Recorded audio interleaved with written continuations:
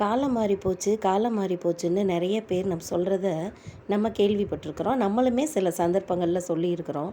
காலம் மாறி இருக்கா, இல்லை நம்ம மாறி இருக்கிறோமா? இதுதான் என்னோட மனதில் உதித்த ஒரு கேள்வி. யோசித்து பார்க்கும்போது நம்ம தான் நத்தை கூட்டுக்குள்ளே சுருங்கின மாதிரி நான் என் வீடு என் குழந்தைன்னு ரொம்ப சுருங்கிட்டோமோ அப்படின்னு தோணும். முன்னாடியெல்லாம் தன்னோட கூட பிறந்தவங்க, தனக்குன்னு சில நட்பு வட்டங்கள், அவங்களுக்காக எதையும் செய்கிறதுக்கு தயாராக இருந்த மனிதர்கள் அப்படியும் இருந்தாங்க. ஆனால் இப்போல்லாம் தனக்கு தான் பிள்ளைக்குன்னா ஒன்று, தன்னோட உடன் பிறந்தவர்களே கூட ஒரு உதவின்னு கேட்டால் செய்கிறதுக்கு மனசே இல்லை. அது எப்படி அப்படி இருக்க முடியுது அப்படின்னு தான் தெரியல.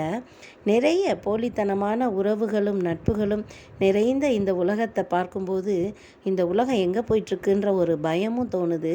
எதுக்காக நம்ம பணம் சம்பாதிக்கிறோம், இப்படி ஓடுறோன்னே தெரியல. ஆனால் அத்தி பூத்த மாதிரி சில நல்ல மனிதர்களையும் நம்மளால் பார்க்க முடியுது. தன்னோட உறவுகள் மட்டுமின்றி நட்புகளுக்கு கூட ஒரு கஷ்டம்னா ஓடி வந்து உதவி செய்கிறாங்க.